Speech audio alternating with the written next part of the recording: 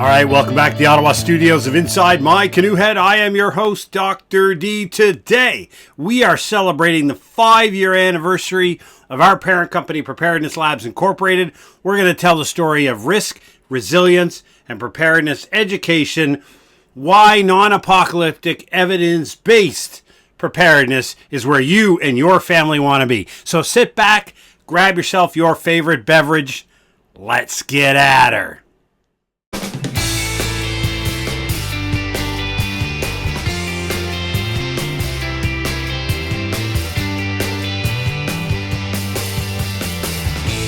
All right, welcome back, and thanks for all of your feedback from last week. The Sometimes You Need to Throw Hands episode did very, very well. The written Substack all the way up to the YouTube did reasonably well, and compared to some of our other programs, the shorts did well. Everybody was interested in the topic that not a lot of people want to talk about, but the realization that we live in a more violent society than we did 10 years ago. We could spend a decade debating the reasons for that, who you choose to blame, who you want to be blamed, who you think should be at fault to fit the ideological viewpoint you have or the message you want to convey. You know, it has to be this guy because then that proves everything that I think about him is correct. Whatever your narrative may be, we don't care about any of that. What we care about is we live in a more violent society than our parents did, than I grew up in. And when I spent 28 years in the Army, society was less violent than it is today. I don't feel like I can relax when I go to the shopping mall. I go to the shopping mall with my head on a swivel, walking a step or two away from my partner so I'm able to throw hands to protect her in the mall if necessary. And she does the same for me. Good Canadian from Spryfield, if you know what I mean. The point is that sometimes we have to have discussions about things that are difficult, things that are unpopular, and things that make people cringe. Because somewhere, someplace, somebody has to tell it like it is and start the conversations. I don't pretend to have the answer. I'm not going to jump into a he said, she said, this political position versus that political position argument. That's a pointless exercise. That's for the comments on X, which, by the way, these shorts get posted on X as well, and some of those comment threads are brilliant. That and TikTok are my two most popular threads. So if the episode last week did anything for you, it should have started a conversation. And just a reflective exercise, look in the mirror and ask yourself, are you physically fit and physically skilled enough to defend yourself and those you love in the unlikely but unfortunate time that you are faced with a real and significant physical threat to your life or your harm or your property? It's a reflective question. Only you can answer it. There's no standard. You don't have to be here, vice here. Do you feel confident in your ability to talk somebody off the ledge who wants to cause you harm? To physically move a human out of the way so that you can extricate yourself? These are the type of topics that we decided, myself and the team here at Preparedness Labs Incorporated, when we started this company, we wanted to talk about the innovative, the disruptive, and the novel. So crazy ideas that threw everybody's sense of normalcy out the window, and really unique things. We wanted to be that voice to talk about things that people didn't want to talk about or wanted to talk about but didn't feel was appropriate in a public forum. We wanted to give that into the preparedness message. Now, I wrote a Substack this morning. Jump over there, Jeff Donaldson on Substack. It's a long, detailed description of how I started this company. And we talked about back in April when we did a podcast episode on the 5th year anniversary here at Inside My Canoe Head. That was started in April of 2020, about a month into the onset of the pandemic. And it totally blew me away, the abject lack of readiness that existed in society. How quickly the entire civilization needed mom and dad government to come swooping in with checks and programs to save the day. How utterly unprepared society, communities, and organizations and businesses were as a whole to navigate even a minor disruption, let alone a global pandemic. Well, maybe I was a bit of too much of an optimist at the time. I was totally blown away by the utter lack of readiness and preparedness that existed in the population, and how everybody quickly defaulted to, there's a problem, there must be a government intervention, we must ask government to come save the day, cut us some checks, bring some programs, and make the bad day go away. There was a group of people that did well, both from a health perspective and a wealth perspective inside the pandemic. Not because they started with money. That's usually somebody says, oh, they did well because they had money. The stats don't bear that out. And I wrote my PhD dissertation on municipal emergency communications during a pandemic here in Ontario, Canada. It wasn't the rich, not at all. It was the people who had a rock solid idea of what would happen when a significant disruption occurred.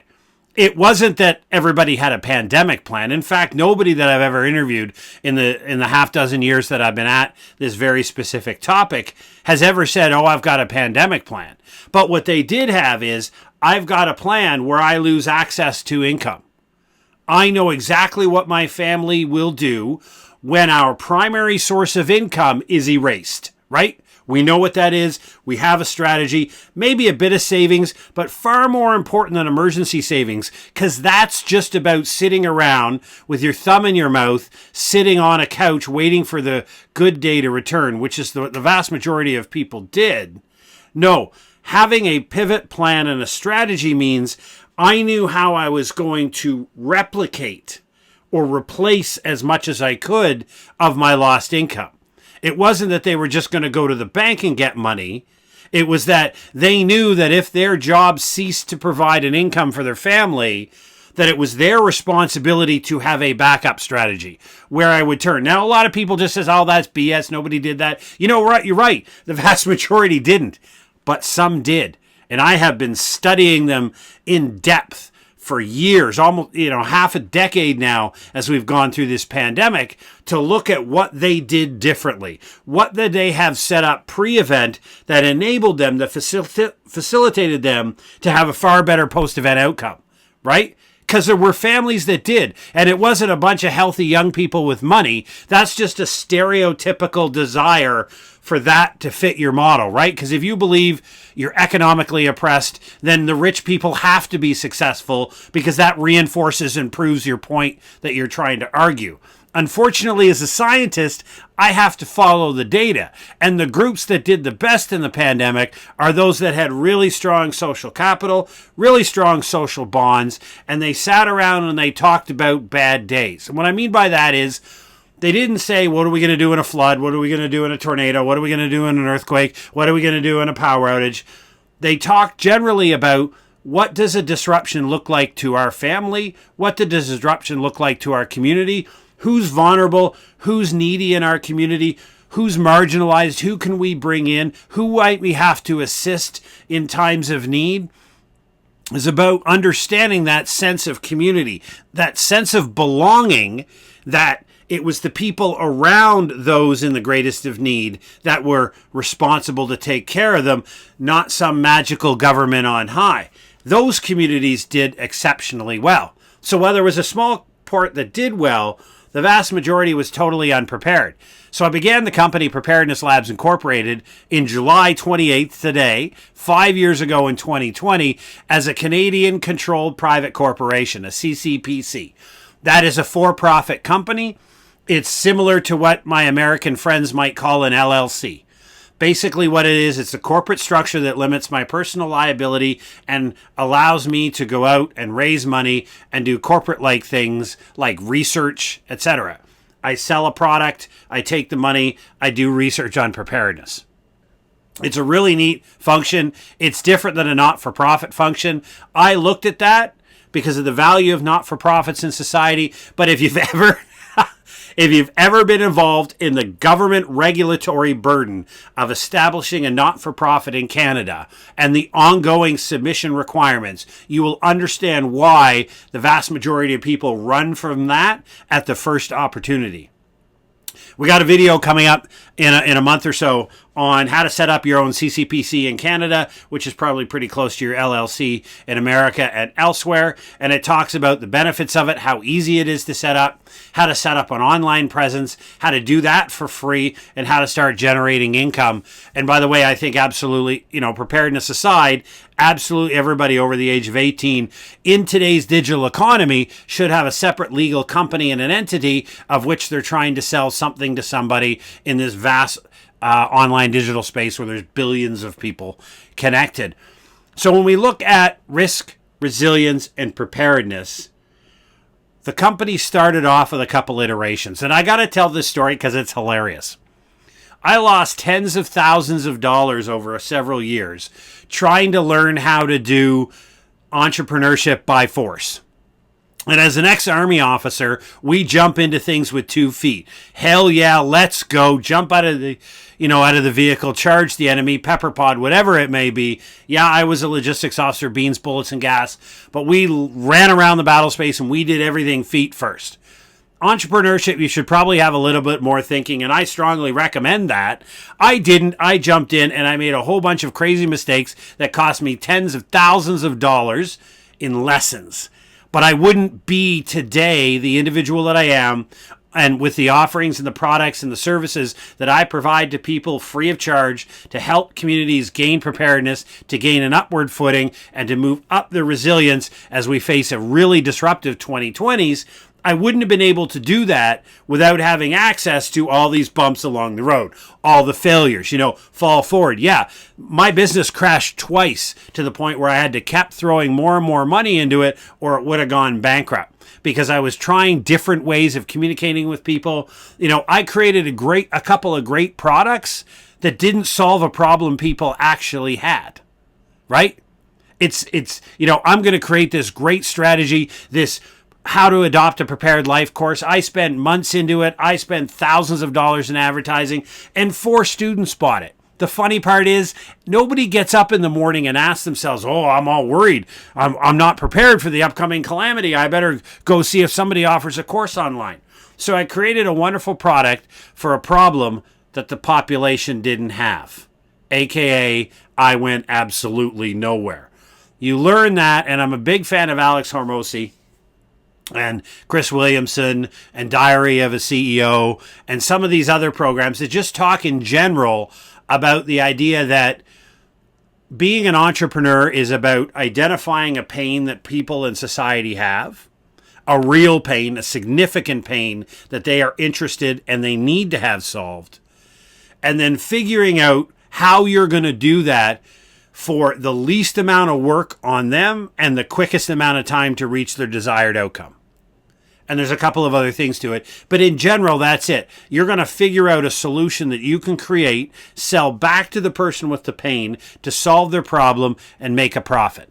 That's capitalism 101. That's being an entrepreneur. I figured that out a couple tens of thousands of dollars later. But hey, this is how you learn the lesson. And in the Substack, I wrote a long diatribe about what I did, what I didn't do. If you're interested, jump over there and have it a read. The point is that I realize people are worried about risk and the risk that they're exposed to. And we know that risk, by definition, is simply the probability of an event occurring multiplied by the potential outcome if it's realized. And it basically says, low probability, high impact events, high probability, low impact events, and everything that meshes in between. Risk is very, very subjective.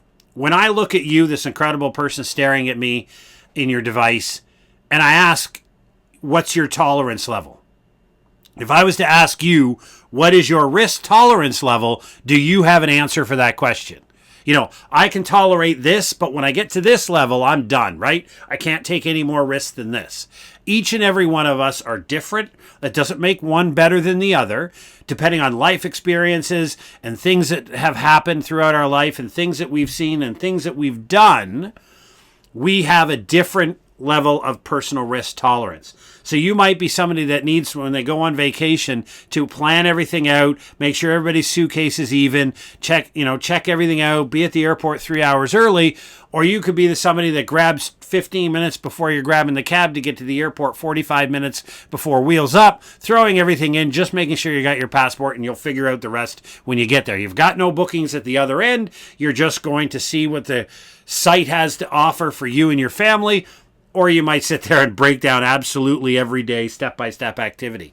Those are levels and an expression of risk tolerance. Your risk tolerance informs your level of preparedness, right? Because if you're somebody that really doesn't worry, like you could care two you-know-whats about what might happen. If the shizzy hits the fizzy, you will just deal with it because you have a high level of self-confidence in your skills and your knowledge to deal with calamities, etc., right? However, somebody on the other side who does not have a high, has a really low level of self-confidence, and is not very certain about their skills, are going to want to do a great deal of actions to get themselves prepared so they're best suited for when the bad day comes. Now, if you look over my shoulder, there's a great book there, Accidental Superpower, by Peter Zion. That's the 10 years on version. The reason that's behind me is because whether or not you agree with his predictions for the outcomes of the world, it explains very, very clearly in a logical format with evidence why the 2020s look the way they do. How the world got from the end of Second World War II to now, right? Those of us who study history knew that the 2020s would be an incredibly disruptive decade, and we know it's only going to get worse. Of course, we couldn't predict that it would be a pandemic to kick it off, even though January 2020, when Australia was on fire, we thought that was it. Of course, we didn't know that, but we're halfway through this decade. We've had wars, we've had famine, we've had pandemic, we've had all these things happen, and we're only halfway through, and it's probably going to get worse. Not apocalyptic, societies are not collapsing, but disruptions will get more and more significant with increased political, increased economic, and increased geopolitical interventions and chaos. That means that things are going to impact your life. And Peter Zion does a really good job of laying out how we got here and what are the roads that we may follow. What are the potential outcomes? Obviously, nobody knows what the future looks like, but we know that the 2020s is the world reorganizing for the next 70 to 80 years, as it did at the end of World War II and in the late 1940s. The world is doing the same thing again. Countries are, juxtaposition and shouldering, forget the elbows up reference, but they're jockeying for position on the global order. They're making friendships and alliances that will carry them through the next 70 to 80 years. Countries are moving around, occupying different territory. You got to remember that humanity has been invading each other for as long as we've been tribal. Whether it's North American First Nations raiding other villages and seizing their territory and enslaving their personnel and their people, or it happening with the Goths and the Danes in Europe or in Southeast Asia, humanity's been invading and conquering territory forever and ever. And we didn't stop doing that simply because some type of elitist attitude showed up. Well, this is what we do as a species. So we're doing it again. It'll last another, 5 to 6, 7 years, and then the dust will settle. Everybody will grab their new territory. The alliances will hold, and the world will stay fairly steady for the next 70 to 80 years.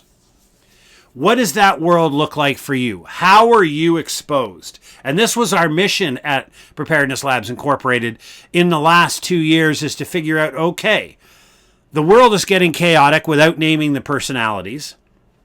How is this going to affect the average family in North America or in Europe? The average Western society family, how are they going to be affected by these political and these economic changes, the geopolitical shifting, and the chaos and the wars that are coming? And knowing that in the Stoic philosophy, the other book you see over my shoulder, that talks about how very little you actually control. So knowing that you can't control the geopolitical events, knowing you can't control politics or economic decisions, even in your own country, let alone anywhere else, what are those possible outcomes? And if those outcomes are realized, what are those possible influences on how you intend to live your life, how you intend to earn an income, and how you intend to raise your family? Very important questions. And so we swung fire, as we used to say in the Army, over to explore those perspectives.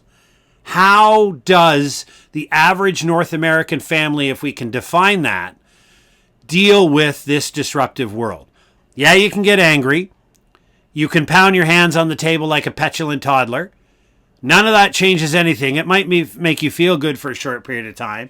But what can you logically do right now in your life, in your employment, in your leisure, in your relationships, in your community to increase resilience? Now, when we talk about resilience, I like to use the Physics 101 definition. Because in the social sciences, from the UN to academics, and I'm an academic myself, resilience is probably the most abused term we have in the disaster and emergency management field. There are dozens and dozens and dozens of peer-reviewed articles containing markedly different definitions of what the word resilience means. They usually start off with, for the purposes of this article, resilience is defined as, we consider resilience to be blah, blah, blah. And everybody just keeps changing those definitions just a little bit to fit their viewpoint, to fit their worldview, and to fit the type of outcome that they think should be out there. The physics definition, which is the study of the physical objects in the world, the forces that act on them, and how they interact with each other, is simply put as getting hit by force and returning to stasis. So absorb energy, return to stasis. It's really that simple. Your ability to absorb energy from a force you don't control, could be an economic force, could be a political force, could be a physical blow upside the head like we talked about last week, and sometimes you have to throw hands. Your ability to absorb force and your ability to return to stasis. So if that force, however it may be dealt to you, knocks you off your pedestal, you fall down, how fast do you get back up? And do you get back up to the position you were at before the force was applied? Absorb energy, return to stasis. And if you think of resilience that way, then it doesn't matter what hazard you provide. And I go against a whole bunch of theorists and ideologists in the disaster and emergency management field, because other than a few exceptions, I could care less what set of hazards you're exposed to. And people don't like that. They get mad at it. You know what? It doesn't matter to me. What I want you to understand is, in the world of preparedness, which when you build preparedness, you build resilience, I argue that based upon the evidence from the research I've done, that resilience is something you can't fix on your own. You fix preparedness, which increases resilience. Talk a bit about that later. But the concept is, what is within your control that you can do so that when you get punched upside the head, it has no effect, less effect, or a hard effect, but you're able to get back up pretty good. You're not knocked out. So when we think about resilience, think about it at your level. We think about it at your family level, at your job level, at your community level, at your neighborhood level, at your municipality level, right? Everybody together works better. And I say that in simple terms because I study the academic theory of social capital. I've used it in a lot of my writings. And it basically is the power embedded in human relationships. Now, some theorists look at the physical resources or the economic resources that are embedded in those relationships. Some people talk about the goodwill, the trust, and the norms of reciprocity. All of it is based upon the stronger human relationships we have, we know leads to better post-event outcomes, and it doesn't cost any money. Building strong friendships, building your skills and knowledge off of accessing other people's human capital being education, skills, and knowledge that are embedded in other humans. Accessing that through building relationships gets you skills that you may not have had access to before.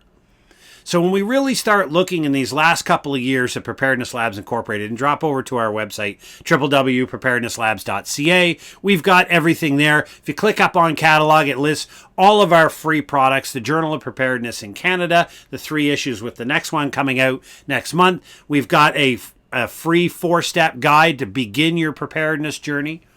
On our main website, we've got our Roadmap to Resilience, which is a 5-part series in the audio format, in the written format, in the video format, talking about how you take yourself from where you are now to putting on a road to building a more resilient future. All of that's free of charge. We also have some ebooks, we have some risk webinars, and we have cybersecurity, Cyber Smart Security for seniors on there as well. So we'll go over there, have a look. All of that, the $0 is free of charge. It always will be. So is this podcast. This is our mission, my gift back to the community at large. I've studied this for over a decade. I've written near 1,000 pages of work on risk, resilience, and preparedness, published several books. I'm offering this free of charge from the perspective of non-apocalyptic, evidence-based education. That means the sky is not falling, but the 2020s are going to get far more disruptive than they are now, and the impacts are going to be spikes and valleys in the sine wave are going to be pretty significant, and there's a lot of work you could do should you choose to adopt preparedness. On top of that, we have offerings that talk about how we're going to build that community. How do we build that strength of community? How do we bring all these people together? Vice just saying community works. So what do you actually do first? Now, all of that information is free. And the reason it's free is because it's part of a community service pack. But I have argued on the mantra that preparedness is free. It costs no money. And anybody who's trying to tell you there's a financial barrier to preparedness, I will argue it is the state, the government, that created the financial barrier to preparedness, because they are the one advising you a checklist for a 72-hour kit, which, by the way, is nonsense. You get all these supplies. If you don't have them and you think you need them and you don't have the money for them, now there's been a barrier created by the state for you to buy things that in fact have no effect on your disaster outcomes. So there's no financial barrier to preparedness, and preparedness is free. But on top of that, I chose that free line early on. I chose the non-apocalyptic, evidence-based, which means I didn't jump on the prepper train at the beginning of the pandemic. All of the upstart YouTube channels that talked about societal collapse, bug out, have your location, have your bang sticks and all your ammo and all this other stuff, and they blew up on YouTube. I think I calculated it the other day, and it was probably slightly over $100,000 that I missed out on over the last 3 years simply by staying with an ethical perspective of no, society's not going to collapse. No, we're not all going to fall apart. But there are some evidence research-based things that if you do this, have shown in the past, will lead to better post-event outcomes. I stuck with that line. I stay with that line. I left tons of cash on the table. But guess what? If I can look at myself in the mirror at night, that's all that really matters. Ethics matter. Standards matter. There's a lot of charlatans out there all over YouTube that will try to sell you everything out of the bag. You know, top 10 things to have in your bug out bag, 10 things preppers should stock up on first, all of this stuff. And if you ask them the very simple question, show me your evidence, not your belief and opinion, because guess what? In science, nobody cares about your belief and opinion. Not yours, not mine. Nobody cares about it. Show me the evidence that if I do these things you're instructing me to do, show me the evidence that I will have a better post-event outcome. Not what you think. Don't care what you think. Show me the evidence. How many of those charlatan YouTubers and channels will be able to show you the rock-solid evidence? Few to none. Because I've challenged them before. They tell me to pound salt because what do I have? 186 subscribers and they've got 115,000 or 1.7 million. What do I know about preparedness? I know honesty and integrity. For me, I think that's pretty worthwhile. That being said, This is your choice. Our mission is to provide you the free information. Our mission is to provide you evidence-based education. Our mission is to continue pounding away at the message of personal responsibility, social capital, and relationships lead to better post-event outcomes. Your choice is whether you do anything with this, whether you take the offering that comes to you. There's never any guarantee. Full disclosure, anybody who tries to tell you there's a guarantee that if you do something, if you do X, Y will happen. Number one, they don't understand science. There's a probability to it, but there's never a guarantee. It's like your mutual fund salesman telling you, if you just follow this portfolio, I guarantee you 8% minimum returns. You should run for the hills. Nobody can guarantee anything. But what we can do is say, this population over here, they did it. They were affected by a disaster and they had better outcomes than all the people around them affected by the same disaster that didn't do that activity. That's evidence. You have a choice to act. You can act. You can sit here and laugh. You can call me names, and please do. I love people who call me every name in the book on social media. If I'm going to come on a podcast like this, I'm going to talk. I'm going to throw out, 50 pieces of social media content every day across 6 or 7 channels. The village idiots are going to find me, and they're all going to tell me I'm doing something wrong. Now, disagree with me. That doesn't make you a village idiot. Telling me that you need to go do certain things with your body parts and other things like that, whatever. I've heard it all. If I'm not willing to take that with 2 punches upside the head, then this, my friends, is not something I should be involved in. So give us your feedback. Tell us what you want the next 5 years of Preparedness Labs Incorporated to look for. What do you want us to study? What evidence do you want us to provide? What guidance do you want to go forward? And thank you for listening to Inside My Canoe Head. Thank you for being a part of this journey. Thank you for all of the people who were giving me advice, even though most of the time I had no idea what you were talking about. You cared. You stepped up to the plate when I needed help, and I appreciate it. Thank you very much. Thanks for joining us. Stay safe and take care.